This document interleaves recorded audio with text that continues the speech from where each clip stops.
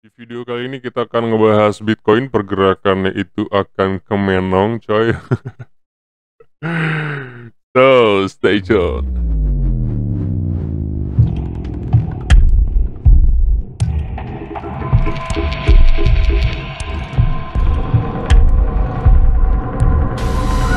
What's going on? Welcome back to Crypto Hell. Apa kabar semuanya? Semoga kalian baik-baik aja. Hari ini itu hari Minggu ya, tanggal 1 Agustus 2021. Yang dimana BTC itu sesuai harapan kita berhasil testing pada monthly time frame-nya di MA200.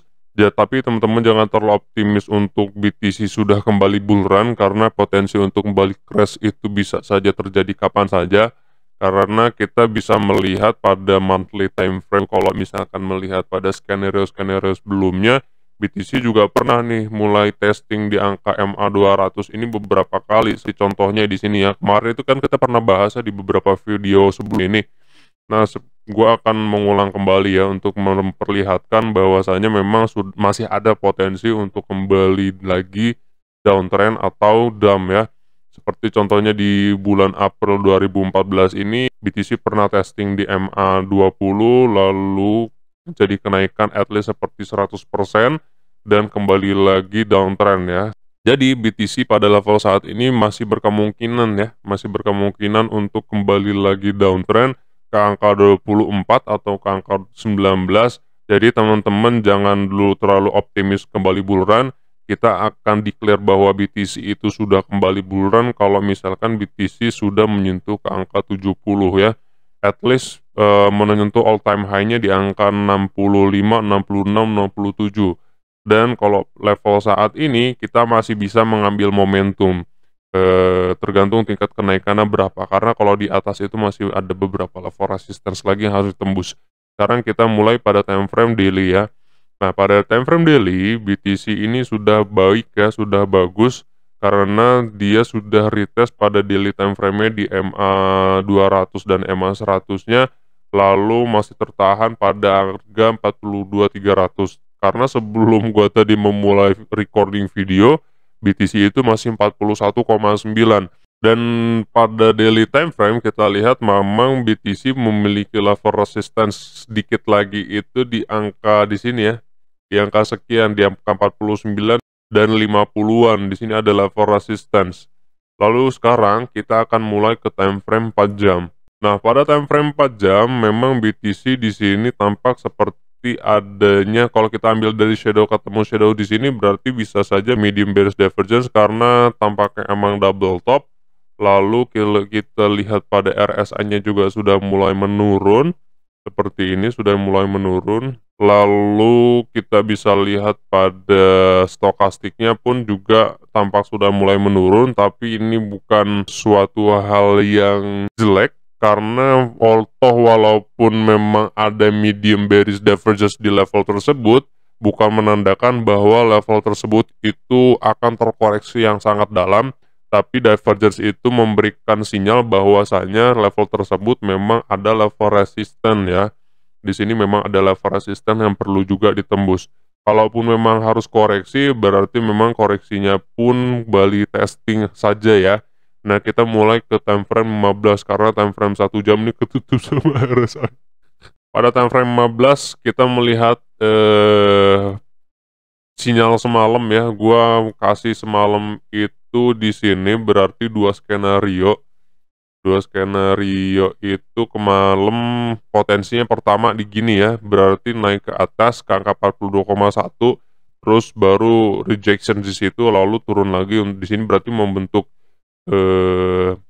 apa nih namanya, gue lupa, bearish Gartley ya, bearish Gartley atau bearish butterfly gitu. Terus setelah itu gue juga memberikan dua skenario. Nah, skenario yang kedua ini adalah membentuk langsung bullish butterfly ya. Buyback areanya berarti range-nya 1272, 141, 16, 18. Nah, sekarang realitanya yang terjadi adalah BTC itu tertahan di angka 40,9 di Fibonacci 1272. Jadi congratulations buat teman-teman yang sudah masuk di level tersebut, karena BTC ini sudah breakout dari level resistance-nya ya, resistance trendline dari falling wedge-nya, dan juga sudah hit target price pertama. Dan di sini berarti BTC perlu kembali breakout ya, perlu kembali testing di sini ada Fibonacci 1272. Berarti BTC ini bisa berpotensi untuk membentuk satu pola kalau misalkan seperti ini. Kalau kita gambarkan, ini gua hapus dulu. Kalau mau digambarkan secara kasar, ini bisa saja membentuk head and shoulder. Tapi kalau misalkan kita lihat dari neckline-nya, ini sebenarnya bukan head and shoulder ya. Kalau head and shoulder pun sebenarnya dari sini dia. Nah, tapi di sini neckline-nya nggak kena. Jadi kita jangan berasumsi dulu bahwa ini adalah head and shoulder ya. Kalau misalkan teman-teman ada yang melihat seperti itu, Bang, ini kayaknya head and shoulder deh. Kalau seperti ini sebenarnya bisa aja neckline-nya ya. Kalau neckline-nya begini sebenarnya bisa aja head and shoulder. Nah, gini, kalau kita ngambilnya dari shadow ketemu sama kalau kita ambilnya dari sini ya. Nah, begini. Jadi memang perlu testing di sini ya. Kita anggaplah ini head and shoulder, berarti tingkat kenaikannya berapa? Kalau kita lihat berarti potensi kenaikannya itu bisa mencapai ke 42,6. Terus kalau misalkan kita taruh di level breakout-nya berarti BTC bisa mencapai ke 43. Kalau semalam itu di skenario kedua 43,7, di atas itu ada Fibonacci 1618 sebagai level resisten. Nah, kita lihat dulu. Ya, mendekati lah ya, tapi masih bermain pada level trendline-nya berarti. Di sini kan gue menggambarkan ada level resisten trendline. Kalau misalkan kita time frame 1 jam deh. Nah, di sini ada trendline ya, berarti masih berpotensi itu tertahan pada level ini 43 ribuan ya, atau di Fibonacci 1414. Nah, teman-teman harus melihat beberapa potensi yang akan terjadi berarti ya. Kalau misalkan memang tertahan itu pun nggak jadi masalah, berarti memang harus terkoreksi terlebih dahulu.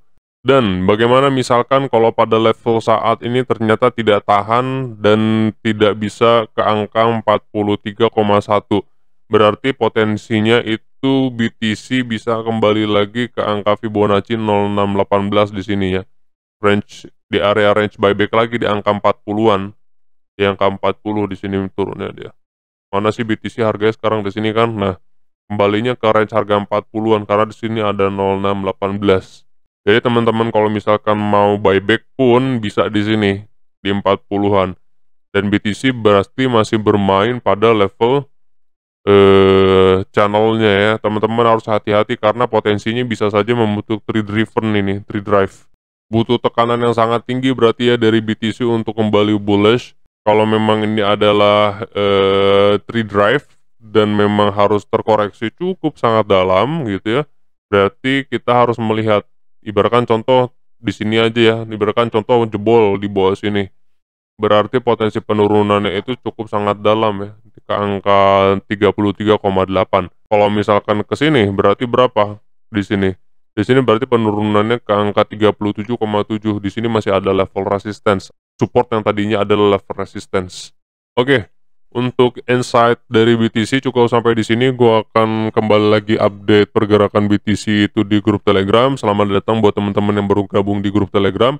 Yang belum join, linknya ada di deskripsi. Sekarang itu weekend, gunakan waktunya untuk me time dan berkumpul dengan keluarga. Gua Angkara Murka, kalian jangan sakit-sakit, sehat terus karena sehat itu mahal. I'll see you guys on the next video.